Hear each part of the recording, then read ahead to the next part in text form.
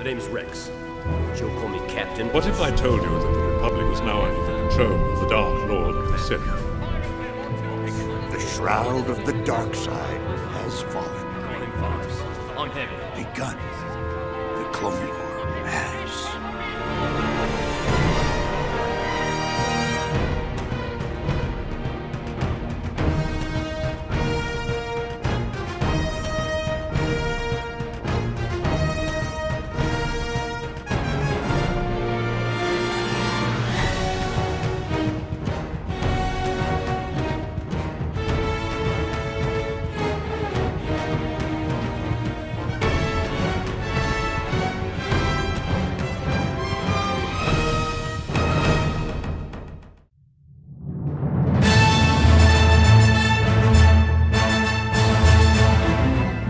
Hello and welcome to The World Between Worlds, a Star Wars podcast where we will be marathoning all of the canon Star Wars content in the Star Wars universe, including the films and the television shows. We are right now on the Clone Wars. We are on Season 1, Episode 11, Dooku Captured, Season 1, Episode 12, The Gungan General, Season 1, Episode 12 and 13, the Zaboomafoo arc. But actually what he means by that is Season 1, Episode 13, Jedi Crash, and Season 1, Episode 14, Defenders of Pizza. My name is Yates. My name is Pizza. My name is Sauce. And my name is Zaboomafoo. And we're ready to go right into it. So these were two different respective arcs. This is our first time doing 4 episodes. This is 2 episodes in the Dooku Captured story and 2 episodes in the Zaboomafoo Lemur story. Do you think anyone's going to get the Zaboomafoo reference? I think everyone will get the Zaboomafoo reference. And we're starting off with Dooku Captured. Pretty straightforward premise. There's an infiltration by Anakin and Obi-Wan to get onto Count Dooku's ship. Capture Count Dooku, maybe end the war. Wouldn't that be great? Except Count Dooku escapes, but not without crash landing onto a planet filled with pirates. Welcome to Florum. Lose your flashy sword? Are these what you were looking for, Jedi? I am more powerful than any Jedi. Know that you are dealing with a Sith Lord. You're still outnumbered. Yeah. They were definitely an interesting force, and they were different than I think most of the other, not just most of the other villains in Clone Wars, but also sort of like the criminals we're used to. Like, I don't think Hondo's really anything like Jabba or Sebulba or, yeah. I know, they seem pretty, like, chill about their crime. Also, their bodies are skeletons. Who else noticed that? Well, yeah, Or like pirate skeletons. Oh, wow. That's interesting. I didn't pick up on that. Yeah, they do kind of look like skeletons. Reminds me of something out of like Indiana Jones or like Pirates of the Caribbean. Yeah, like Dead Man's Curse for pirates. Yeah. And this is our first introduction to Hondo Ohnaka, who is like a major player in the criminal underworld, we take it. And the pirates subdue and capture Count Dooku. Wait, Hondo is a major player? Right. Okay, so... Yeah, he had like 4 girls around him. So, yeah, he was a major player for sure. Oh, wow. Yes. I'd say the one thing that the arc does to legitimize Hondo and his crew is the fact that they capture Dooku. I mean, that in and itself does kind of make them major players. And that the fact that Hondo has enough experience to be able to navigate this sort of complex political area where he is able to successfully barter with the Republic and get everything he wants until his own dudes turn on him.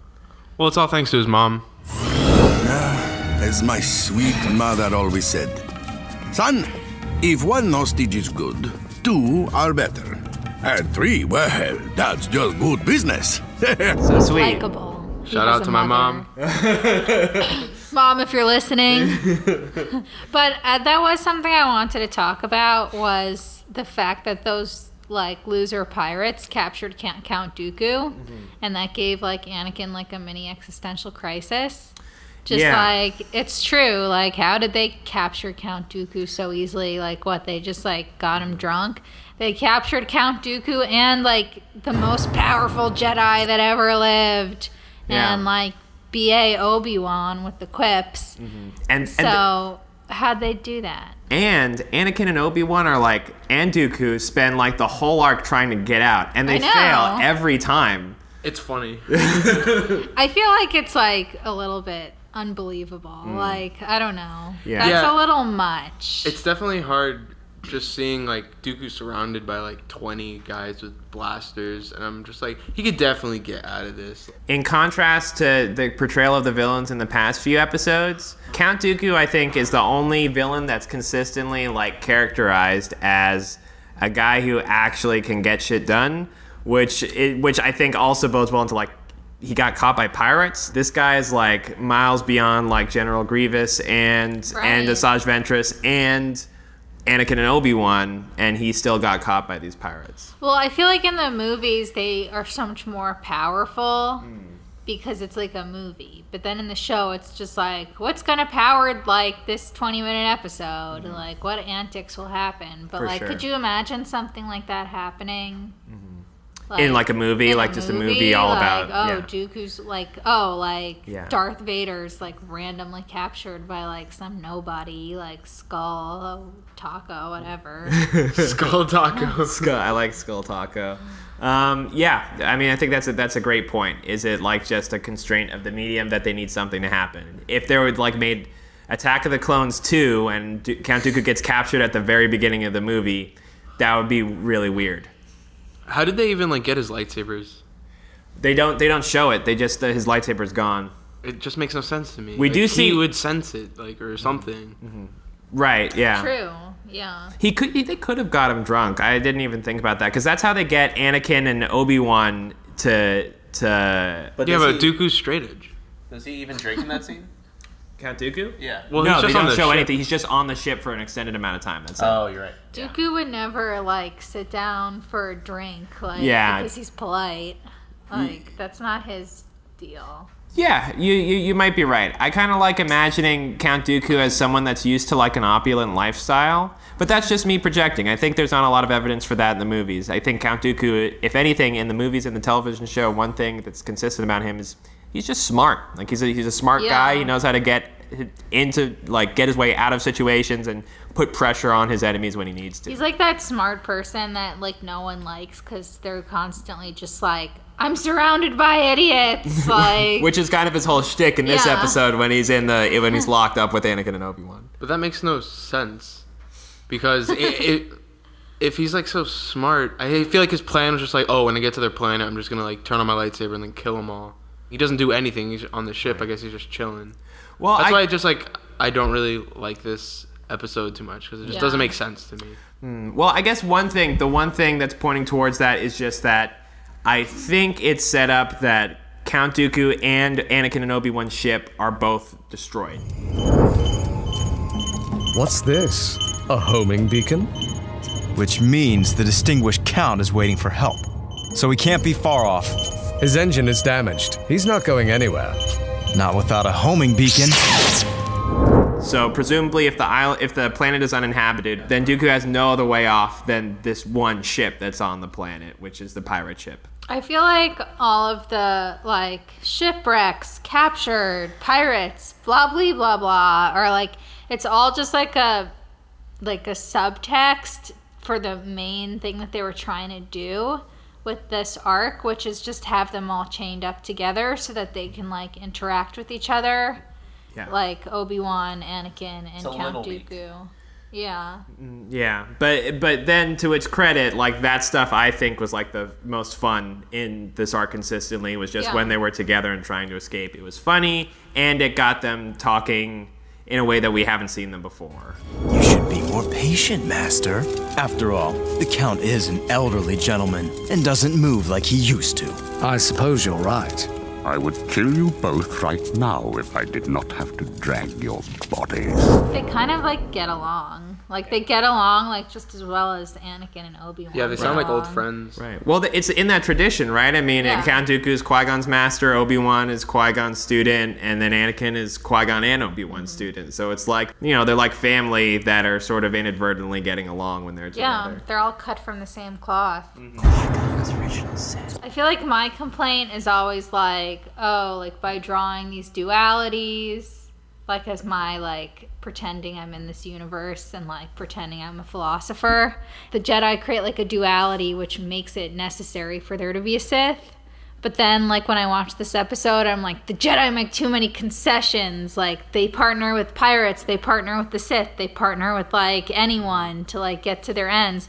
But then I'm just like, but wait, wouldn't that make it less duality if they're like willing to kind of embrace like their dark heritage? I don't think the Jedi were so much partnering with the pirates, but like Obi-Wan said, they were just accepting a gift from the galaxy. Like, let's just accept it, you know? Right. But this has been a thing since even the Clone Wars movie, where like the very start of this version of the Star Wars story is, oh, we have to work with Jabba the Hutt in order to secure like the hyperspace lanes. And I think that feeds into what you mentioned before when we were watching it, was that you were talking about just the idea that in the Clone Wars we see all these different scenarios play out, and this is consistent with the next arc as well, Zabumafu, where the Jedi have to work, and all sorts of different groups of people have to work with each other that otherwise wouldn't have.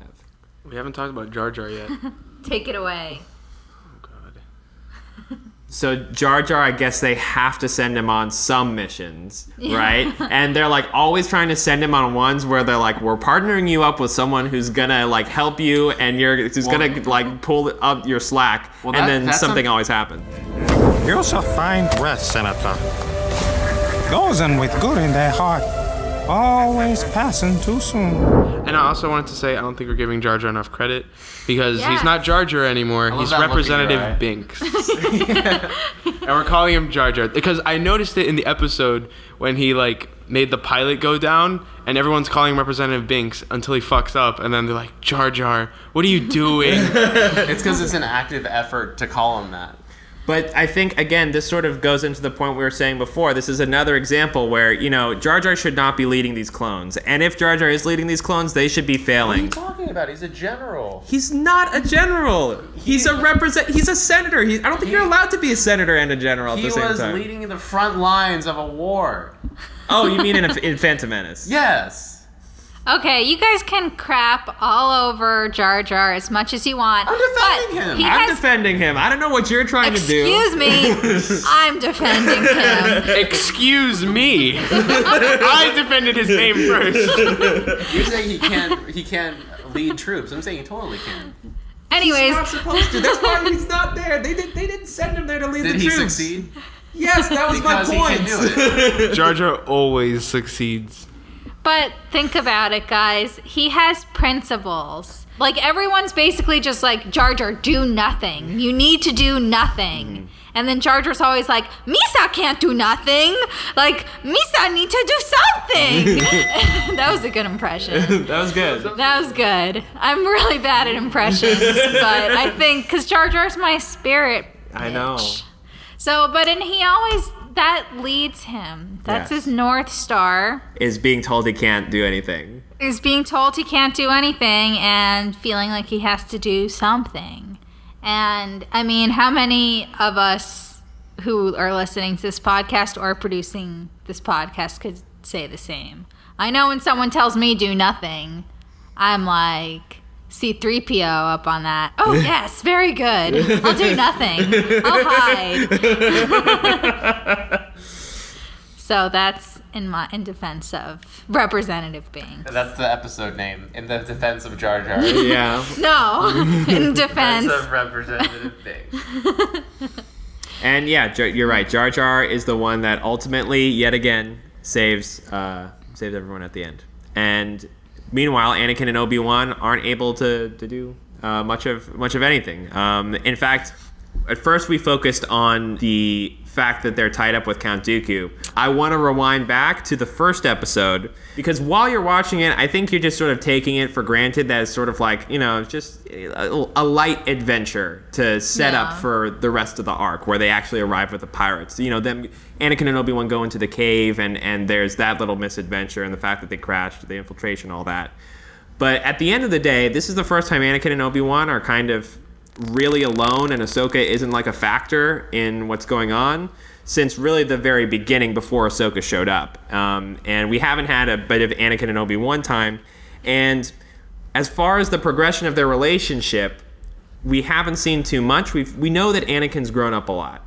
And we know that Obi-Wan, while perhaps hasn't like changed drastically since Attack of the Clones, is a bit more... has matured into like a fully grown person, and a person that we can recognize as like the classic Obi-Wan. And in this episode, I really think you see the clear signs of the relationship still kind of being stuck at where it was in Attack of the Clones. Because during the infiltration and all that, Anakin and Obi-Wan are constantly bickering and trying to one-up each other. And ultimately, the whole lesson that they learn in the cave, I mean, Anakin and Obi-Wan are about to die. They totally fail. Like, there's a gas leak that comes up, and Anakin and Obi-Wan are passed out. It's Ahsoka that saves them. She's the one who reminds them and chides them, you guys really lost Count Dooku? Like, again? Like, there's literally just you guys. Like, Count Dooku has no tools to get away, nothing like that. They lost. And there's also the callback to this notion of Anakin constantly losing his lightsaber. There's a joke about that at the beginning where Anakin feels like sort of infantilized by the fact that he's had to turn in his lightsaber as part of like the prison gag. Oh, yeah. So, and it's like this running joke. Not again. Obi-Wan's gonna kill me. We're returning back to this idea of from Attack of the Clones where Obi-Wan, you know, the line we talked about, which is never lose this weapon is your life, and Anakin's still kind of stuck at that place. It's a metaphor for the Jedi taking away Anakin Skywalker's humanity. That was so deep, Keith. It took me 4 seconds to think of it. Wow, that's all the best ideas. The atom bomb. If we could blow everything up. But there's some good like foreshadowing in this episode where Count Dooku is like, oh, I wonder what things like Anakin would get up to if you weren't watching him, Obi-Wan. Like, aka Definitely. like I would manipulate him onto my side. But Obi-Wan's giving him some serious daddy issues. Yeah, I mean... Serious. Him saying that, like Count Dooku saying that, I mean, it seems like, you know, sort of as a fan watching it, like, oh, what, like, sort of like an obvious, like, foreshadowing. But it's also just, like, it really manages to get under Anakin and Obi-Wan's skin. Like, these things, I think the failures of Anakin and Obi-Wan's relationship... Or apparent to lots of people in the world. Yeah, including Anakin and Obi-Wan, I think. I think it's like a... Well, it's definitely unhealthy because Obi-Wan is trying to be like the father figure and a brother figure and also like at times a disconnected mentor figure to him all at the same time. Because there's that transition, because Anakin's older now and Anakin's the master. And the end of the first episode is literally like the moment where Ahsoka talks to Anakin.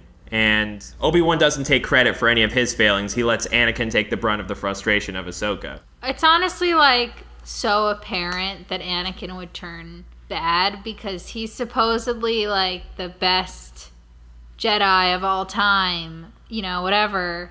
But then all Obi-Wan does is, like, tell him, like, quiet him down, like, cut him down, tell him to, like, cut it out and, like, just shut up and like know your place. And then also like Anakin is always seeing them do like kind of like gray area shit. Mm-hmm. And it's only going to continue throughout the course of the show, which I think is probably one of the strongest points of the show. Mm-hmm. I mean, like, I really like Obi-Wan. He's like one of my favorite characters.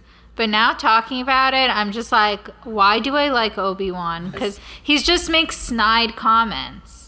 All the time. It's because he's the most like out of balance of anyone in the Jedi Order, I think. That's why I think people gravitate towards him. That's why people gravitate towards specifically original trilogy Yoda. People hate the prequel trilogy Yoda. Keats. That's me. Did you just school me? Like, I actually really like Yoda. Like, Yoda's one of my favorite characters, but I think that Obi-Wan and Han Solo both have, like, a similar appeal to me. It's just, like, they're sexy. It's just, like, and it's, like, I feel like it's the same kind of appeal that, like, Padme has for, like, guys. It's like, oh, she's hot, but she's also smart. And it's like, that's it. But it's like, it's enough. It's enough. I think that we do see the relationship transform over this because Anakin and Obi-Wan's relationship by Revenge of the Sith is a lot different. And I think, for me, what this episode did was remind me how much Anakin and Obi-Wan have left to go. Speaking of all like these characters that everyone's really familiar with, these next 2 episodes were filled with unfamiliarity. From the world building to the creatures. And this episode introduces us to Aayla Secura. She's a pretty cool Jedi. What's her accent?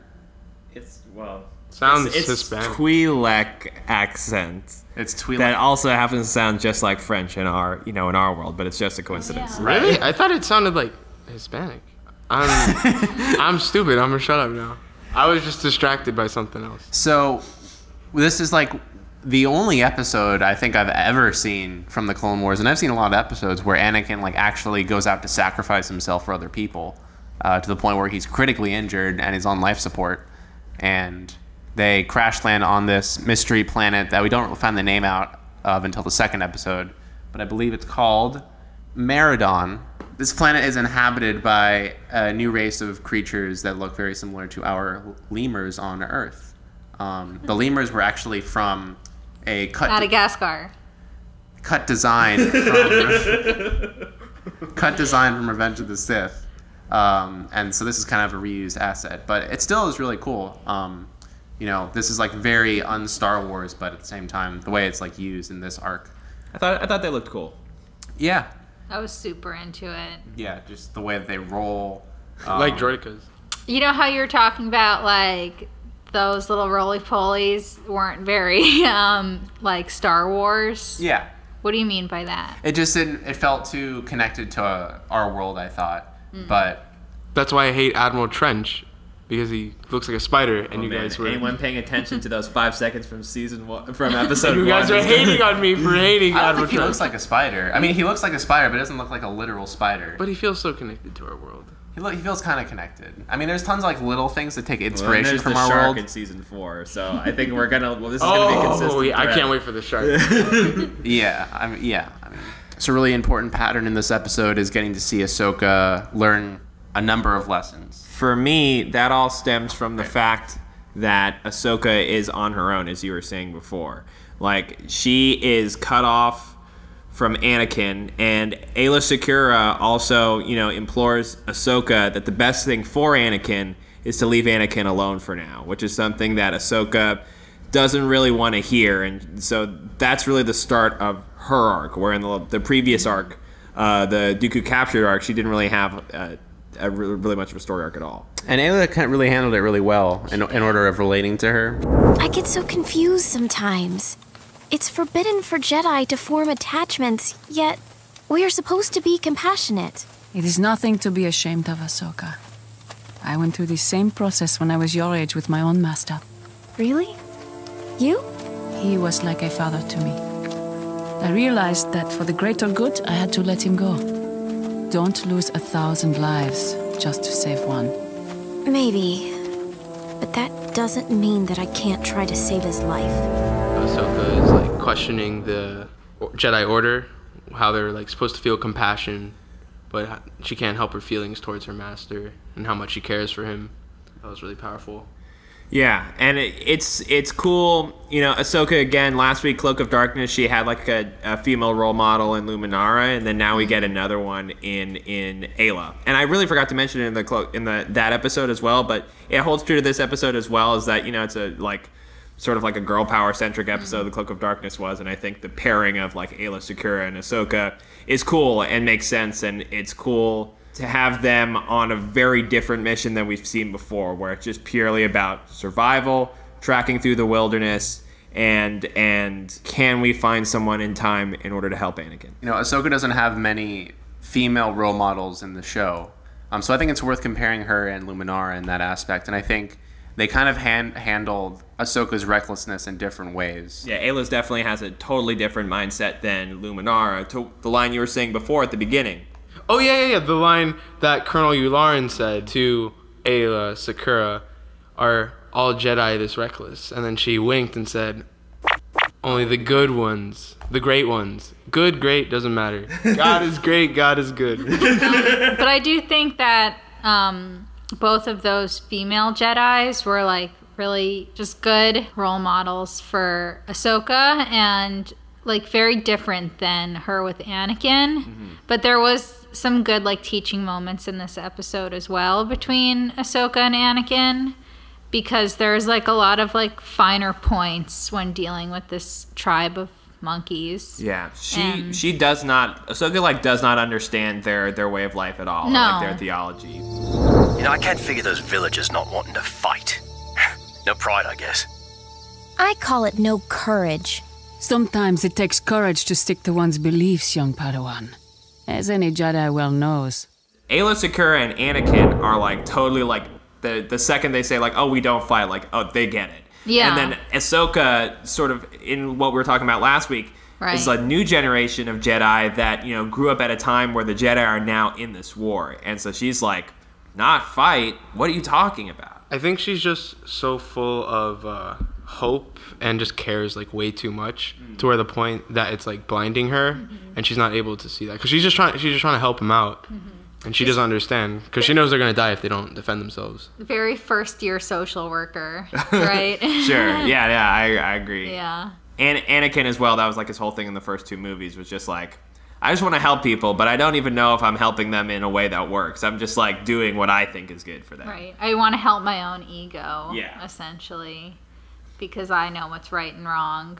They essentially give Ahsoka like a reminder as just to, like Ahsoka, it just isn't used to the idea of there being a difference between fighting and killing for what's right at this point in her life. That was an interesting moment in this episode where they introduce themselves to the monkeys, lemurs, and they're like, oh, we're peacekeepers. And they're like, come on. What difference does it make who started the war and who only wants to end it? No side is free of fault. It takes two to fight. But isn't liberty worth fighting for? But is it worth killing for? Fighting for something doesn't necessarily mean you have to destroy everything in your path.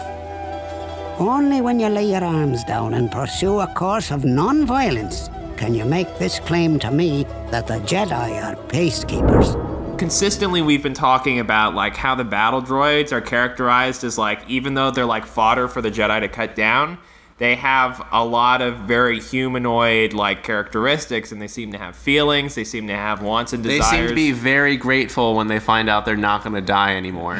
Yes, and the lemurs, Lermans, are not... It's not like they're refusing to fight like a physical army of humans or like aliens, non-humanoids. They're refusing to fight even the droids. It's a droid army. Like, they presumably might respect the life of droids in the way that Anakin and the other people don't, or Ahsoka doesn't. Well, even like the hippogriffs, like the Jedi's first response is to like, oh, let's get my lightsaber out and like just kill it and like fight it. And the Lermans, they like actually have their own method of disabling it and just taming it. Right. And I feel like that we were talking about like what are some alternatives to the Jedi Order. Like I feel like their whole order and way of life is like they work with things that are like their enemy and like present a threat to them, and they like use it to their advantage, like those big coconut things that fell, and like they use them for their homes. That's true. It's sort of the same deal. Their society was like very cool and interesting. And a huge factor which we sort of glossed over is the fact that the Lermans, that isn't their home planet. They're from another planet. And they came to this planet, presumably in the Outer Rim or, you know, far off away from the core worlds, to get away from the war. And so they've purposefully sort of made the decision, they all deemed it, like, politically worthy enough for them to, like, leave their way of life and start this new life.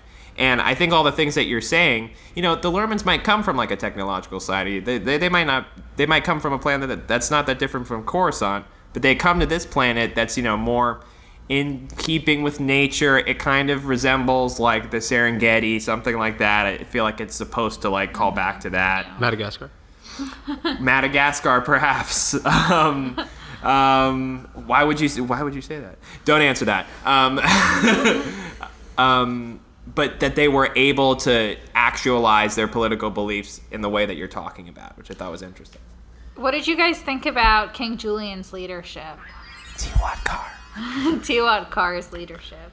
I thought he had like a valid point in the beginning when they first landed, but then seeing like the Separatists and like how big of a threat they were to their civilization, I thought he needed to adapt more to the situation rather than just which the younger generation was ready to do. Yeah, exactly. The leader had like very strong beliefs, and like I think those are beliefs that the average viewer could probably like identify with and maybe have even like asked themselves when thinking about like war versus peace and like what your ethical stances are on things. But like the beginning quote of the episode was like, when you're surrounded by war, you have to choose a side.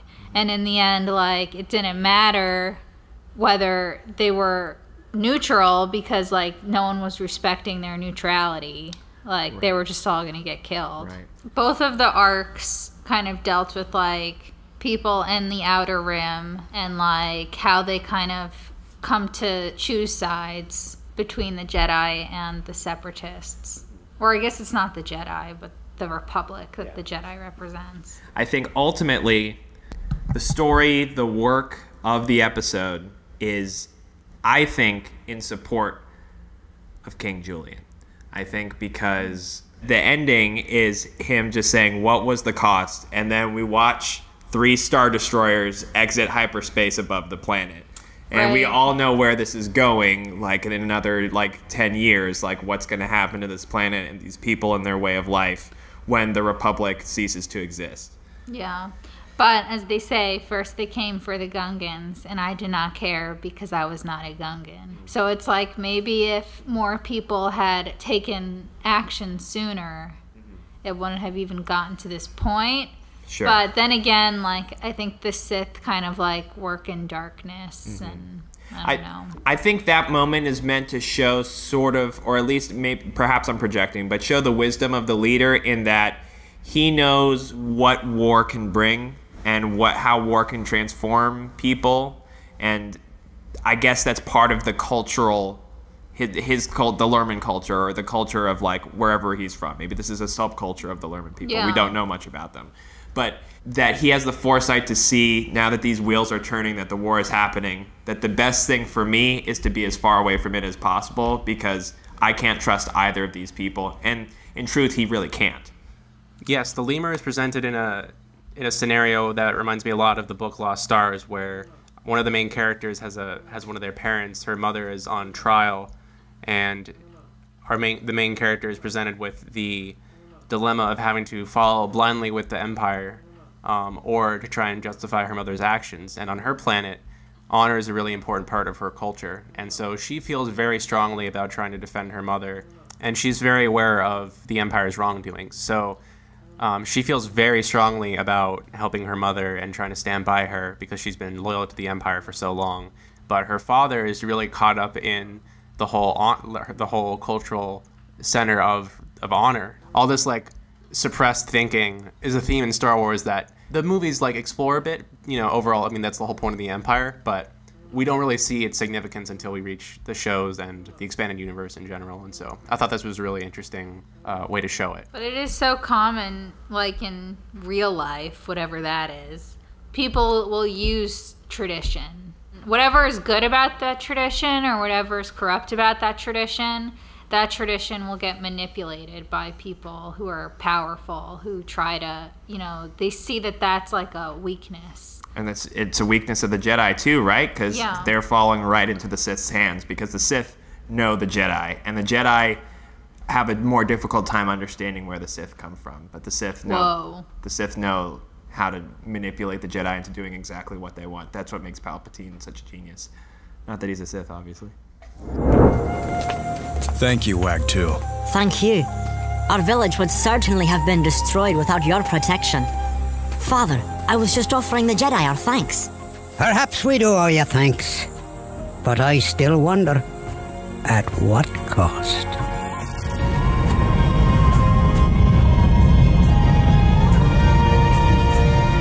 I think it's about time we sign off. Sign off? Well, if we sign off, my name is Yates. My name is Keats.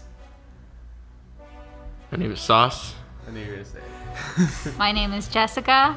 And we will be joining you next week with Season 1, Episode 15, Trespass, Season 1, Episode 17, Blue Shadow Virus, Season 1, Episode 18, Mystery of 1,000 Moons.